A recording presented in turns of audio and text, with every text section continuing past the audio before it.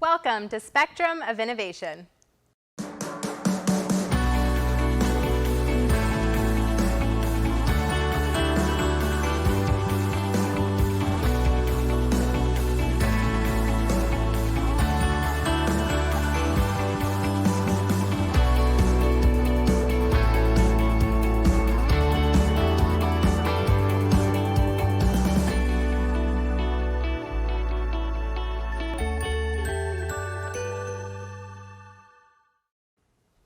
Hello, my name is Gabriela Venturo, and this is Spectrum of Innovation, your trusted news and information source for Riverside County.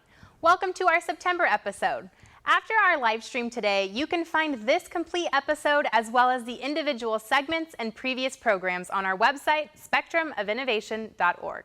So if you missed any of our shows, head over there after today to catch up. Be sure to also subscribe to our YouTube channel where our spin-off, the SOI Update from our Creative Academy training crew, airs 2 to 3 times a week, and where we post social updates to keep you in the know.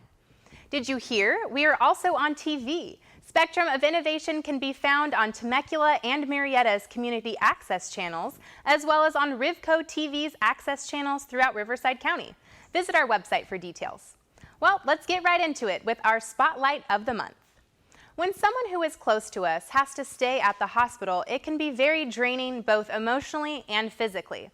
And finding a place to stay close to the hospital that also has the comfort of home can be a challenge. In Temecula, a local nonprofit called Jacob's House was built to offer the support and hospitality needed to stay healthy while loved ones are cared for. Our SOI crew has more.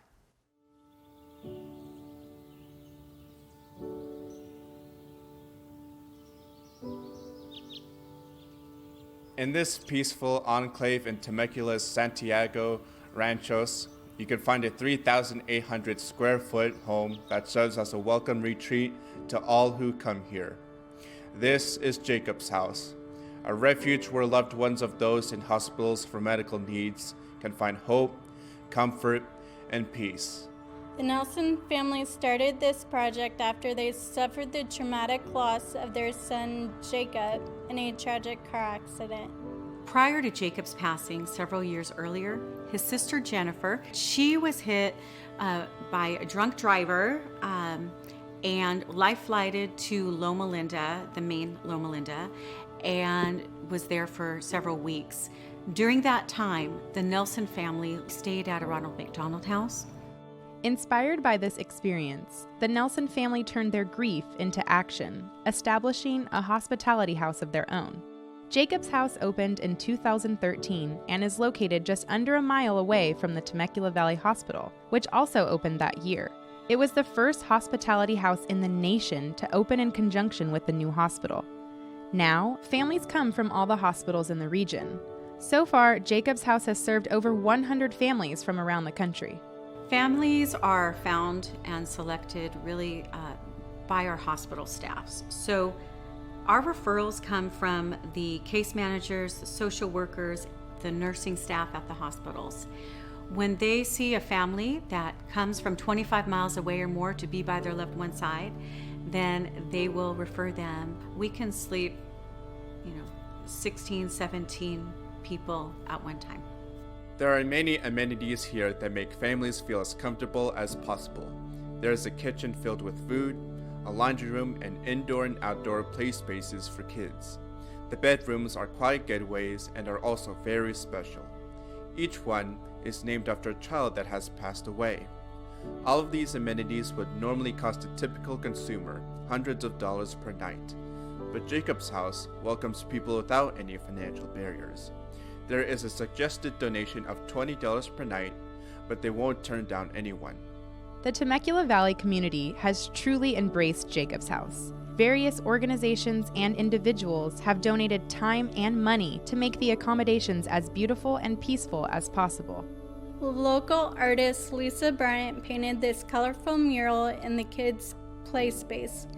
The Rock Church donated a chapel, and National Charity League's Murrieta and Temecula Valley chapter created a meditation area in the garden. Individual donors can purchase bricks to pave the pathway to hope. What we hope a family will take away when they stay here. First of all, we feel so honored that they have allowed us to be a part of one of the most difficult times of their lives. And when we often say we can't change the outcome of their journey, but if we can help them along that journey to give them just a sense of a peace and not being alone. Nothing can be harder than having a loved one in the hospital. But Jacob's House provides a home away from home with an open door for those in need. Thank you, Brittany and Elazar. The Nelson family truly is an inspiration. It was heartwarming to see how they turned devastation into an amazing resource to those in need. Now it's time for the Need to Know, where we keep you up to date on current Riverside County happenings. The Temecula Valley Chamber of Commerce Board of Directors recently announced that Emily Filippino will succeed Alice Sullivan as the new president-CEO. Alice served 29 years in that position, coordinating, directing, implementing, and leading the business community here in Temecula. She has truly helped shape the city and region as it's transformed from a rural landscape to a bustling tourist hotspot and an attractive place for businesses to call home. On September 24th, the Temecula City Council honored Alice and all her many contributions. During the City Council meeting, dignitaries such as County Supervisor Chuck Washington joined board members and chamber members in celebrating her accomplishments. Alice is a great supporter of our program, and we wish her the best. Next month, we will be interviewing Emily Filippino, so be sure to tune in to see her vision for the Temecula Valley Chamber and the business community. Did you know that the number of homeless people in Riverside County decreased last year by 4% compared to the year before? A big part of this reduction is due to the Regional Homeless Alliances that was formed 3 years ago when Temecula, Murrieta, Lake Elsinore, and Wildomar came together to solve homeless issues in the region. The cities all agreed to developing responsible compassion programs which focus on offering homeless people services in order to get them into permanent housing. The city of Temecula has taken the lead on crafting a comprehensive approach that develops community awareness and understanding. Their homeless outreach team focuses on connecting with the homeless and works with multi-agency partnerships and service providers. The Temecula Hub Center on Pajol Street helps those at risk before they become homeless. The city also enforces law violations and has created a mobile app where people can report issues such as aggressive panhandling and illegal encampments. Now, of course, they do say if there is an emergency to call 911 for immediate police response. State Senator Jeff Stone represents the 28th District, which is entirely in Riverside County. Recently, he played a lead role in passing SB 81 with unanimous bipartisan support.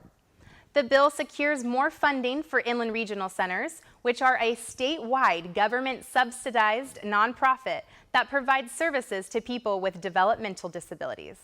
SOI team member Karina Corona sat down with Senator Stone's Communication Director John Honeyman to learn more about this important legislation. SB 81 is Senate Bill 81 that was passed this summer by the state legislature and signed by the governor. SB 81 is part of the budget that the state of California produces every year, and SB 81 contained $250 million for the regional centers in the developmentally disabled community. The studies show that the community really is about $1.25 billion short of the funding it needs. A lot of funding was taken away during the recession of 10 years ago. SB 81 was an attempt to get some of the money restored to the regional centers. So that's a start, but we can do better, and we hope to do better next year. How will it help those with developmental disabilities? Well, I think the main thing is because of all the funding cuts that the people who work with the developmentally disabled, they're not making enough money. Contractors aren't contracting to do the work because the rate that they got paid was simply not enough. As we all know, there are some people in the community who need 24-hour care, and they need people to be with them. And it was hard to find and keep good qualified people because they just weren't making a livable wage to do it. Like I said, this is a first step, and I'm sure that Senator Stone and the legislature will attempt next year to increase funding even more, and in the years to come, to bring it back to the level that it should be at. Senator Stone just wants people to know that he's honored to represent the people of the 28th Senate District. These issues are near and dear to his heart. He has an autistic granddaughter who uses the regional center in San Bernardino. I have a developmentally disabled brother, so it's near and dear to my heart too. And any of the resources that the state can bring, and in the budget to help the community, we're happy to do it. Thank you for your time. Thank you, Karina. SB 81 is important legislation that greatly supports the disabled community and those close to us here at JDS Creative Academy. Please check out our website to learn more about SB 81 and how it will be implemented.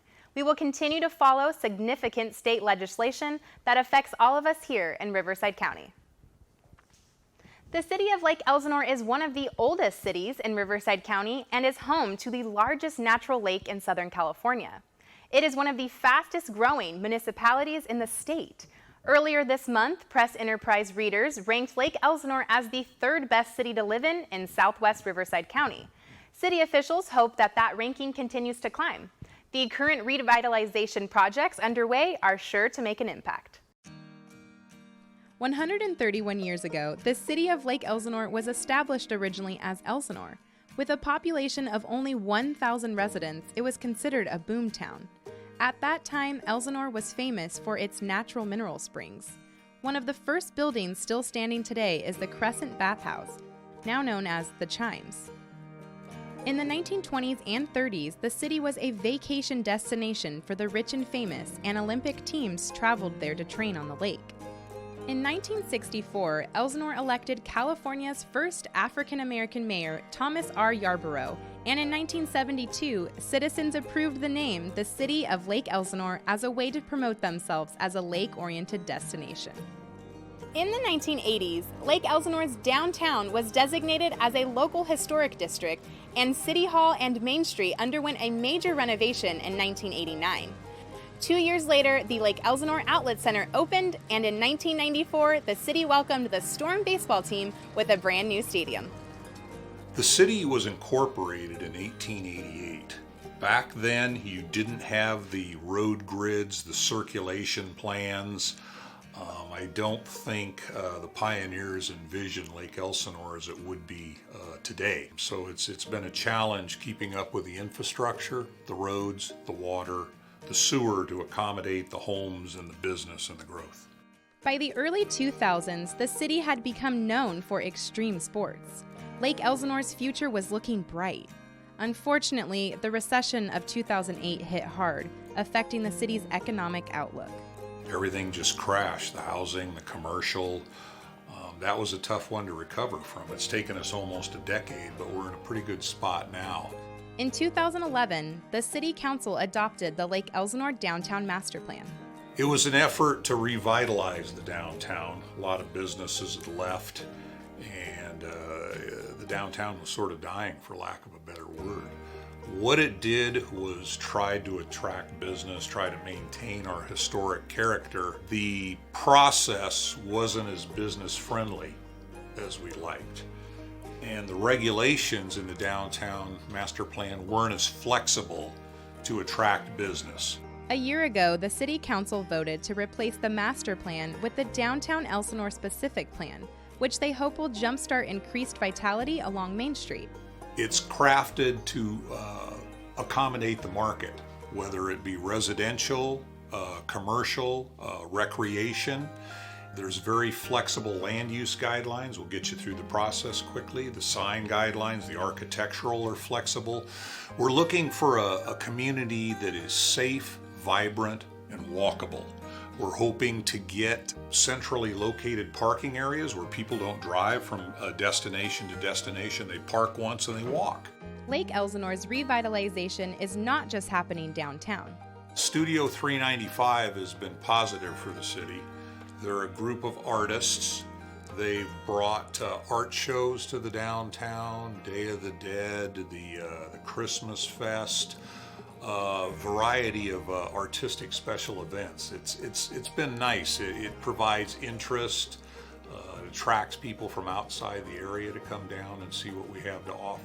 This past summer, the lake's shoreline was transformed with the opening of the $15 million Launch Point Recreation Destination and RV Park. It features a new multi-purpose building that overlooks the lake and can be rented out for weddings and company retreats. We want to keep raising the bar, bring in quality housing, quality businesses, services for the community. You don't go from mediocre to a world-class city overnight. Every time developments come in, we keep raising the bar. Quality, quality, quality. And we're striving to create and maintain a world-class city. A thriving downtown unifies a community and promotes economic health. We will revisit Lake Elsinore in the future for an update on all the ongoing projects. It is now time for our In the Know segment to ensure you are up to date on Riverside County's current happenings.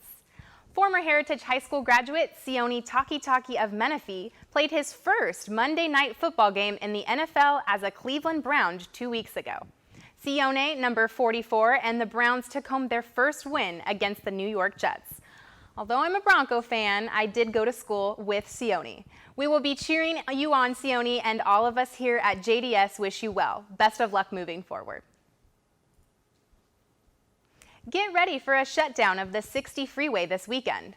All lanes and ramps going westbound will be closed between the 60, 91, 215 junction and the I-15 to allow Caltrans to do some much-needed pavement maintenance. Now, eastbound lanes will remain open. However, expect those 60 freeway weekend closures to continue through November as Caltrans continues to work on multiple projects to improve freeway safety and traffic flow. It's starting to feel a little like fall around here with the rain we got this morning. Light rain is expected to continue in southwest Riverside County, which will thankfully bring the temperatures down. We will see a high in about 70 and lows in about 40s during the first part of next week. Don't put away your summer wardrobe just yet, though, because temperatures are expected to climb back up after Tuesday. Now on to some community events near you. This Saturday, September 28th at 11 a.m., head down to the Old Town Temecula Theater and come get Elevated at TEDx Temecula. The event will feature a lineup of local speakers with a range of topics and discussions, as well as music and art performances. Are you ready to get shamrocked? This weekend, September 27th and 28th, enjoy 2 days of pure Celtic magic at the Town Square Park in Murrieta. Winner of America's Got Talent, Cody Lee, will be performing Saturday among some high-octane Irish music. This event is 21 and over. Also on Saturday, September 28th, starting at 11 a.m., Charity for Charity helps stomp out cancer at Peltzer Winery. Stop by for a full day of carnival games, a scavenger hunt, and live music from Canaan Road. And don't worry, parents, there will be beverages for you to enjoy. Admission is free, and drink wristbands that 100% benefit the charity are only $5. Did you know that this Saturday is World Rabies Day? To make the community aware, the Corona Animal Services and Enforcement is holding a low-cost vaccination and licensing clinic at the Corona Animal Shelter from 4 to 6 p.m. It is only $6, and remember, it is a law in Riverside County to have your dog registered. The Jewish high holiday season of Rosh Hashanah and Yom Kippur begins this Sunday, September 29th at sundown. JDS Creative Academy wants to wish all whom observe a Happy New Year and an easy fast. Lashana Tova. The fair is coming to town. On October 5th, the 106th Southern California Fair will take over the event center in Perris. All concerts are free with fair admission. Attention, Perris and Menifee residents. Enjoy free admission Saturday, October 5th for Perris Day and Friday, October 11th for Menifee Day. Give at-risk kids a second chance and come to the Children's Creative Art Fundraiser Artisan Auction Sunday, October 6th from 2 to 5 p.m. at the Corporate Room in Wildomar. Proceeds will benefit children of incarcerated parents with food, clothes, and toys for Christmas. Oh, well, I don't know. I mean, you think that's creepy. Wait till you see our haunted studio. Here's a little clip from our SOI job trading crew that they put together to scare you. Just kidding. Enjoy. Welcome to the 4th annual Haunted Studio Fundraiser. Ghoulish classes. Join us October 2nd at 5 p.m. to be a part of the haunt. Spectacular event.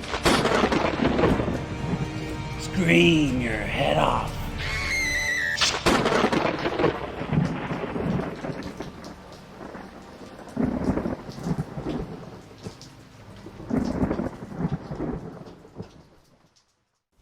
Pretty cool, huh? This fundraiser benefits at-risk and foster youth. Come join us to be a part of the design, build, and haunt. Register now for our Haunted Studio workshop starting October 2nd. All the screams will be heard October 25th and 26th when it's open to the public. Hope to scare you. See you soon. To learn more about all the happenings we just mentioned, go to our website where we have links and details posted. Lastly, do you like my outfit? JDS Creative Academy intern Hannah Davis designed it, and I think she did a pretty good job. Well, that's a wrap. Thank you so much for joining us. Spectrum of Innovation is always here for you to get you in the know of what's happening. We will be back for our next show, which live streams on October 24th. Check out spectrumofinnovation.org where you can view previous episodes, segments, rewatch today's show, and more. Follow us on social media to keep you in the know with Riverside County news and information. And don't forget, we are a must-see TV. Catch us on TV throughout the county. From all of us here at Spectrum of Innovation, until next time, SOI out.